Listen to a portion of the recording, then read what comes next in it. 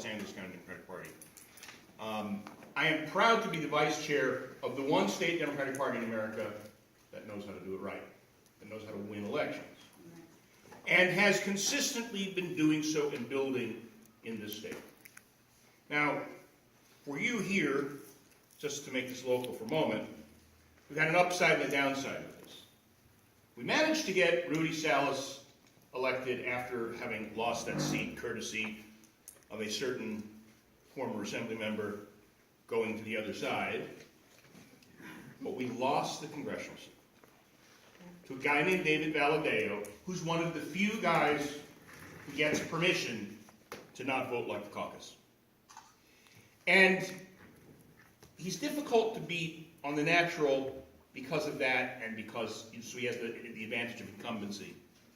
But we have this other problem. Congressional campaigns in California are frequently, well, in America, are frequently,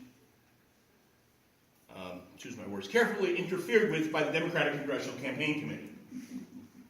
They install candidates, they move people in, they encourage candidates, they discourage candidates, and the thing that they always seem to miss is talking to us. I've been doing this a long time. I get how to win elections in California, up and down the state. What I don't get is why, for example, in the 25th Congressional District, not too far from here, they couldn't find one person in all of Santa Clarita or in the Antelope Valley that was qualified to run for Congress. They had to move somebody in from Beverly Hills. I assure you that went over very well. We saw what happened in the battle here between Emilio and the other candidate. And what ends up happening is it pits grassroots activists against the DCCC, and it adds this element of stress. Everything else aside, as chair of the California Democratic Party, we're going to sit down and have a long talk. What's excellent this year for us is that for the first time since I've been around this, the vice chair of the Democratic Congressional Campaign Committee is a California Democrat, one named Ted Lieu. So we actually have entree to have a discussion about this very matter. Today, I spent about 45 minutes on the phone with Congresswoman Karen Bass, who is deeply involved in the key three races that we're looking at in the southern part of the state right now. The 25th Congressional District, the Valadao seat, and the Issa seat. There are as many as 7 congressional seats that can and should be in play, but these 3 are all definitely in play, and they're already trying to do the work, take the ground. That really wasn't where I wanted to start my conversation tonight, but I was thinking about it. The other thing that happens in our party that's often very frustrating, I see Wendy Reed sitting here, is that we have candidates who get left with no attention from Sacramento, certainly no attention from Washington, D.C., and sometimes not even attention from us. And in the red, rural, and purple areas of our states, this is a huge problem. I recognized in 1999 or 2000 when I worked for Governor Davis, and I would go around the state and talk to Democratic groups, that in all of the places that are red, that are rural, that are purple, you have activists who work their hearts out to try to win one school board seat, to try to win one city council seat, to try to make a dent in the assembly. And you can't get an elected official to come through and speak at the annual dinner. You can't get any kind of real help. It reached a crisis point where about 10 years ago, I took resources from the LA Democratic Party and produced pieces that we distributed all around the state to every Central Committee, why we're Democrats, so that at least the Central Committees would have a professional piece of information to hand out to people when they're sitting at a fair, when they're tabling, when they're going door to door. And this is a commitment that I've had for a long time, to work in these areas, to be in these areas, to show up in these areas. Not too far into the valley, Assemblymember Joaquin Arambula will tell you about the troops that I led up from Los Angeles to help him in his special election. Congressman Jim Costa will tell you when he was in trouble, we did the same thing. Rudy will tell you what I did to help him 2 years ago and 4 years ago. And it is because I take this very seriously. Now, let me tell you a little bit about myself, since that's normally where I start talking, and I'm giving a backward speech tonight. My background is, I'm a registered nurse. I got into politics because of healthcare. In 1981 and 82, the healthcare system was virtually about to collapse. And two things happened at once that were worsening the crisis immediately. The advent of managed care and health maintenance organizations happened in 1981. They really took hold. Changed the entire model of how people get their health care, how you pick your doctor, where you go to get it, and how it's paid for. And back in those days, what they did is they'd say to a doctor, okay, you're in our plan, here's 1,000 patients, we'll pay you $10 a month for every patient. Whatever you have to do to take care of them, we're paying you $10 a month. That was one terrible thing they did. And then they changed the way we pay Medicare. Where Medicare pays, I should say, hospitals and doctors. And they created something called diagnostic-related groups. And they stopped paying hospitals and doctors based on any of the value of what they did, but a single payment based on what your diagnosis was. So if you were a 78-year-old, obese, undernourished, hypertensive, diabetic woman who had a heart attack, or you were a 56-year-old man in great shape who had a heart attack, hospital got the same basic payment. Trust me when I tell you that care for the two of these patients is quite different. So I started looking for how to change this, how to fix this, how to resist this. Because I worked in these urban inner-city hospitals where 80–85% of our patients either were on Medi-Cal, Medicare, or were indigent. And I first got involved with professional organizations, trying to do it through the nursing organizations, and what I found was the nursing organizations really weren't engaging, weren't really doing it. And so I went to a Democratic Club meeting, and I realized the folks at this Democratic Club were actually working together. They were actually going and meeting with elected officials. They were actually leading lobbying. They were actually discussing ways to get things better, and I was getting to meet people. And that's when I first really actively got into healthcare. Now, fast forward many years, and in quite a few years, 1988, the very first universal health care bill ever was written in California and passed. John Garamendi wrote it, then Senator John Garamendi wrote it. I helped him write that bill. It passed. The New York Times called it the best universal health care plan ever introduced in America. Pete Wilson vetoed it. Big surprise. Then in 1998 or 2000, Sheila Kuehl wrote SB 1, single payer bill. I worked with Sheila on that bill. In 2006, Senator Mark Leno, maybe 2008, wrote SB 862. I helped him with that bill. And now Senators Lara and Atkins have SB 562, and I'm helping them with that bill. What brought me into politics is the thing that I think is the single most important part of our mantra that we can say. That is, healthcare is a right that every human being deserves, period. It's not a privilege for the special, it's not a privilege for the rich, it's something everybody deserves. Now, you know, it is said that the Democratic Party is this big tent. We have people who are very, very progressive. We have some people who, as they describe it, strap their holsters on when they're wearing formal attire in their home house. And Democrats are on a big gamut. But at its base point, there are some core things we all believe. That every person who gets up and works should be paid a living wage and have security of a home over there, a roof over their head, and the potential to retire safely. For their children to be able to get a free, high-quality public education, not vouchered out, not charter schooled out, not corporate schooled out, but a free public education. That we need to be able to do things to make the air breathable, the water drinkable, yet again. When we look at the Central Valley and we look at the rate of asthma amongst kids, it is extraordinary, and it's because of particulate matter in the air. When we see right here in this county that farm workers are working in fields and sludge is coming up that is a combination of chemicals and petroleum products from the fracking that's being, the high pressure fracking that's being done. Those farm workers get it in their feet, they get it in their hands, they breathe it in. And by the way, we get it in our food. We can all agree that we have to fight those things, we have to stop those things. We can all agree that climate change is truly a danger for all of us. 2 days after the election, I wrote a call to action addressed to our governor and our legislative leaders.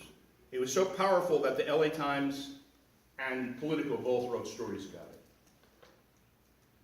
And in that, I asked them to look at our state constitution, look at our laws and our statutes, and see what we have to do to protect Californians in the era of a Trump. What we have to do to make sure that every woman in California has the right to their own reproductive health care decision-making, including the right to contraception. That health care remain available for every Californian, regardless of their status. That public education remain available for every child, regardless of their status. That nobody whose name is on a list, because we ask them to sign up for a program to help them get DACA or DAPA or survive, or because they got a driver's license, should be turned over to immigration authorities. That no school official be turning a child over to immigration or separating parents from children. And that police officers, local police officers in our state, not be turned into immigration agents. I made that call to action because I think we are the one place that can do it. We are the one place that can do it. And if resistance and rage can occur successfully anywhere, it is here. This is the one place that the whole country looks to. When you think about needing hope, when you think about needing the potential, this is the place they look. And we have to take that seriously. We have as a party learned to do some things very well. And we have, as a party, provided more resources and assistance and tools in the last 8 years than we ever did before. But not enough. There's always additional things, additional tools, additional technologies that we need to bring. I will soon be making an announcement, I'm not ready to do it because we're still working on it with the lawyers, of a major concept that I have that I think will revolutionize the Democratic Party in California. But in the meantime, all the great technologies which I've had the opportunity to trial and beta test and utilize in Los Angeles County, the largest jurisdiction of Democrats in the country, they're all important adjuncts for communicating with voters, for communicating with each other, for having our teams know where to go and what to do and how to work. But all that micro-targeting in the world, and all that technology in the world, isn't the thing that wins votes for us. What wins votes for us is when one human being looks another human being in the eye and talks from the heart about an issue that matters, like income inequality, or health care, or the environment. That's what ultimately wins elections. So while we have to have all of the traditional campaign apparatus, we have to have the television commercials, and we have to have all the digital media ads that chase you around the internet.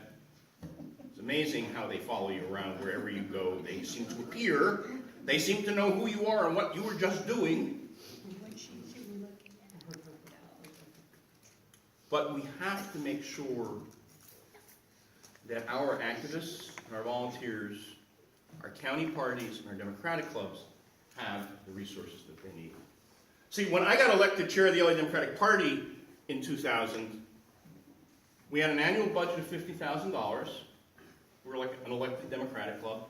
We had one half-time employee who got no benefits.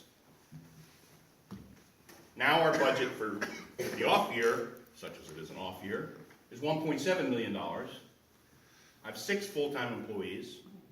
At election time, I bring in additional people to help work.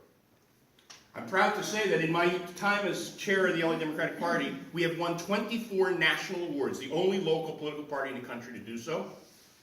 In fact, we just won 2 awards last week. There are 2 national awards, the Reed Awards and the Poly Awards. And we just won 2 Poly Awards last week. Best Digital or Internet Advertising Program, a program I'm going to tell you about in a minute, and Best Piece of Collateral Material, which was a book, a pamphlet called Power of Words. And it featured Barack Obama and Franklin Delano Roosevelt on the front cover. When you opened it up, it had Trump in the middle of it, spewing out all those words that he says, all those rage-inducing words that he says, all the hate-filled words that he says. But the program that won the best digital or internet advertising campaign is one I'm extraordinarily proud of. It was aimed at the 400,000 Latino voters in Los Angeles County who were registered as no party preference voters. Because if ever there was a time that we could connect with disaffiliated or unaffiliated or disaffected Latino voters, it was while Trump was doing the hateful things and saying the hateful things that he did. So what we did is design an ad campaign built around education, about building schools, about funding schools, and about restoring bilingual education. We did it with digital advertising. We did it with direct live phone calls. We did it with mail. And we did it with follow-up. And we kept it simple in ways that work. Democrats share our values. They believe in building schools, not walls. That is the kind of creativity we need to have to win elections and to build our party. And while we've had tremendous successes, you've still got David Paladeo. You still have a series of state senators and assembly members around here. I'd be happy to take a whole bunch of them, run a rope around them, and send them to the sea.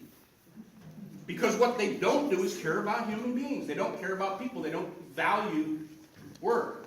And yet, if you listen to the debate about the Affordable Care Act this week, you listen to the stuff they're talking about, Kevin McCarthy's got the 2nd highest rate of people on Medi-Cal through the Affordable Care Act of any member of Congress in this state. Doesn't that tell us? 52%. Doesn't that tell you something? And yet these people come out and vote against their own self-interests. And here's where we have fallen down on the job. Because while we've done very well at mobilizing enough voters to win, and obviously for 2 election cycles in the last 8 years, we've swept every statewide office, we restored our supermajorities in the Assembly and Senate, we passed some incredibly positive progressive legislation, none of it's been pain-free, and none of it will be pain-free. But we have to gain control, better control of our message, and in delivering our message to people. And when I first took a campaign training course some 25 years ago, back when there used to be a thing called the DNC Training Academy, they talked about how you developed a simple message that you can just say. Now, think about the following. If I'm a Republican and I'm running for dog catcher, I'm running for mayor, council, school board, governor, assembly member, representative, president, what do I say to you? If you vote for me, I'll get the government off your back. I will cut your taxes. I'll let you keep your gun. I'll put God back in the school. I'll protect your marriage. And by God, I'll get Osama bin Laden. Oh, wait a minute. Barack Obama did that. That, in 5 seconds, encapsulates 5 or 6 things that almost any human being connects to. Now go out and talk about explaining universal single-payer health care in 5 seconds. Well, I can. Making sure that everybody gets health care, period. Take the insurance companies out of it, period. Very simple. But it's not really an explanation. So as I realized how complex this was, one of the things I did was I developed an annual policy summit that we put on in Los Angeles, and we invite all of our activists to come to. And we pick 3 issues each year. Might be, for sake of argument, healthcare, education, and the environment. And for each of those pieces, we have a 3-part course. 3-part seminar. First is a policy presentation. Because what does the average activist who's not a policy person do? They get an email from MoveOn, and it says, today I want you to call your senator, it might even tell you who your senator is, call Senator Feinstein and say, oppose the NSA authorization to spy on us. Here's why, 1, 2, 3, 4, 5 points. Well, I wanted our activists to have greater knowledge. So that's part 1. They get a presentation, 30 to 40 minutes, on the substance of the policy. It doesn't make you an expert, but it gives you some depth. Then the second critical part of it is, how do we talk about this? How do we actually go out and take what you just learned and enable you to go and talk to a voter who doesn't understand fracking and the danger it poses? Or the difference between a private, corporate-owned charter school and a public school, or whatever the issue is. So the second part is about how we break down what you just learned into a way that is easy and digestible for you to talk to voters. And I don't mean insulting Pablum, right? Because that's the other extreme we get, is we get the Pablum. They give us, 6 words to say that's supposed to be the descriptor, and it's like you're talking to an adult like you're a child. And then the third part, my favorite part, because I'm a little bit mean, is that the people in the class have to stand up, and we say, okay, you stand up, give us 1 minute on the dangers of fracking in a seismic area. I'm just making something up. And you stand up and you say, you don't know what to say, but here's what I think from what I just learned. And we have it on video and we play it so you can see yourself.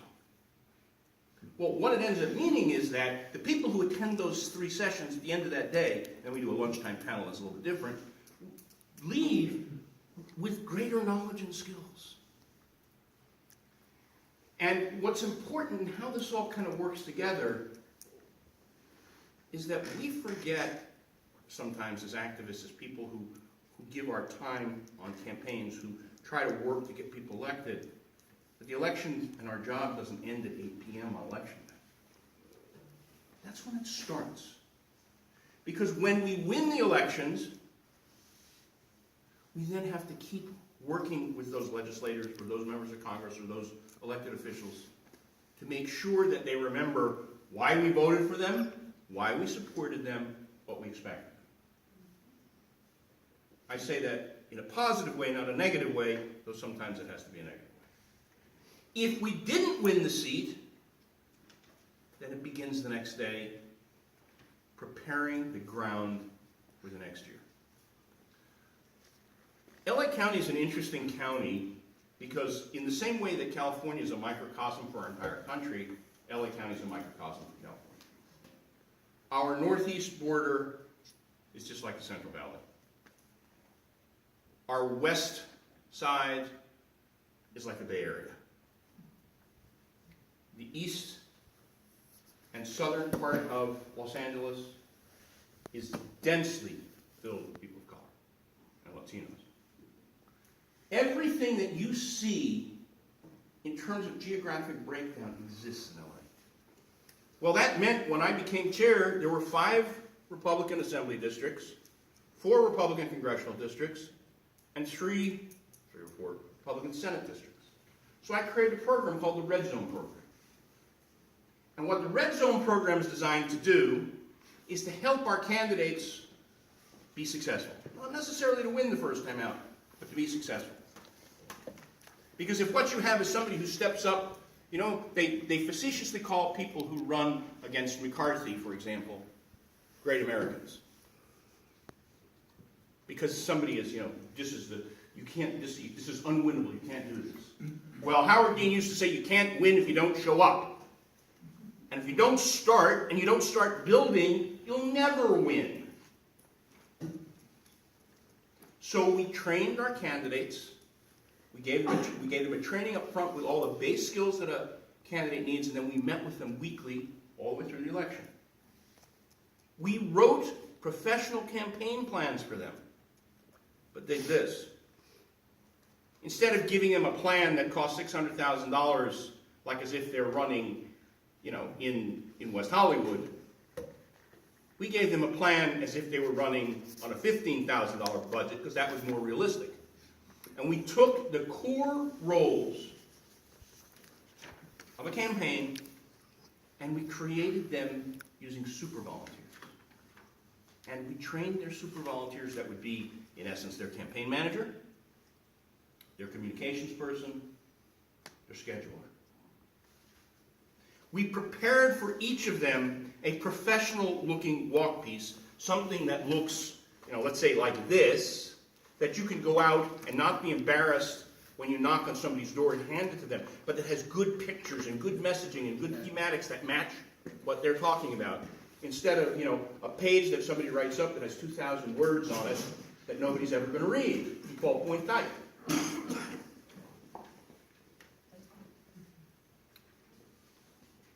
And we provided them all the support that we could through the campaign. And here's the interesting piece. What did I ask for in exchange? I asked that those candidates, when they go out, that they be the leaders of our party locally, that they be the fulcrum of campaign activity in that district, in that community. Because people focus locally. That's why they say, think globally, act locally.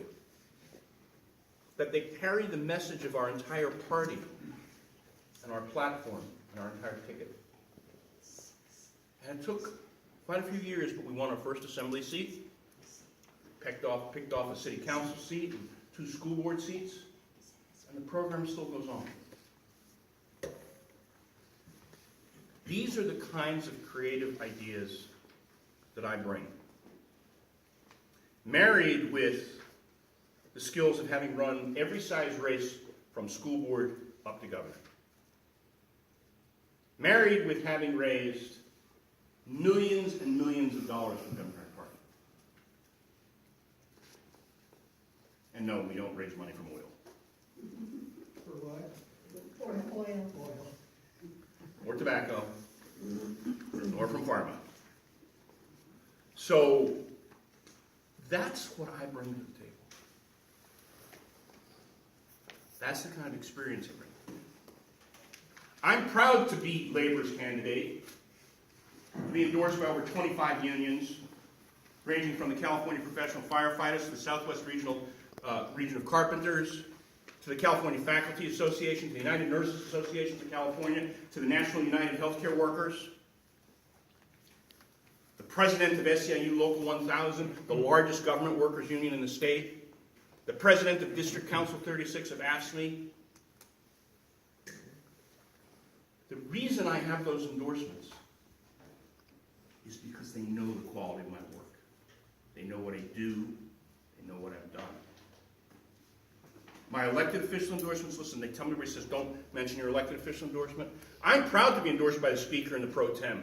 I'm proud to have the endorsement of 2/3 of the legislature and 40%, 35% of our delegation to Congress. I'm proud to be supported by people like Gavin Newsom and John Chung and Paul Song. And Bernice Bonillas. I'm proud of those because those are built on the relationships that I have that came from the work that I have done. You know, there are a lot of people who are trying to paint me into some demonic version of myself. I don't recognize it. It surprises me when I see it, and I frankly am amazed that I haven't really kicked back very hard about it. Gary asked me to talk about the war a little bit. I'm the son of a brigadier general. I grew up in a traditional Jewish liberal home where we sat and debated the war night after night when I was little. And my family hated Lyndon Johnson because of that war. My father got drafted when I was 3 years old for the Berlin crisis, never came back home. I went off to military school. I had to wear a uniform every day of my life. And my classmates were amazing. Half my classmates couldn't wait to graduate, get their M16s, and go to Vietnam. And the other half were trying to figure out, how do I go get my train ticket to Toronto? Imagine a group of 13 and 14 and 15-year-old boys. This is what we were thinking about. I got lucky. Nixon ended the war, ended the draft before I was old enough to be drafted. I was able to turn my energies, once I got myself out of trouble, I was able to turn my energies into healthcare. The war that I have fought is the war of trauma and emergency. I worked in the toughest inner city emergency rooms. I worked life flight and fixed wing and helicopter. That was how I did. And I have to say, I joke about my teen years. I had some very rugged teen years. Came to California and had the opportunity to remake myself, remake my life, be successful, have a good career. Been with my partner for almost, well, actually, 35 years, a few days. I've been very lucky. California provided for me. California was a golden state for me. I have spent these years in politics. This is my way of giving back. Everybody thinks that I get paid to be the chairman of the LA Democratic Party. I don't. Everybody thinks I get paid to be the vice chair of the California Democratic Party. I don't. Those are years and years and years of labor because I share what you share. A belief that tomorrow can be better than today. And that if there's a place that the seed can be sown, it's here in California. If there's a place where we have the capacity to build for the future and show the world how to do it, it's in California. I'll end before I take questions by telling you the story, what I call a tale of two Browns. In 2010, a guy named Jerry Brown ran for governor of California. And he said, if you vote for me, I will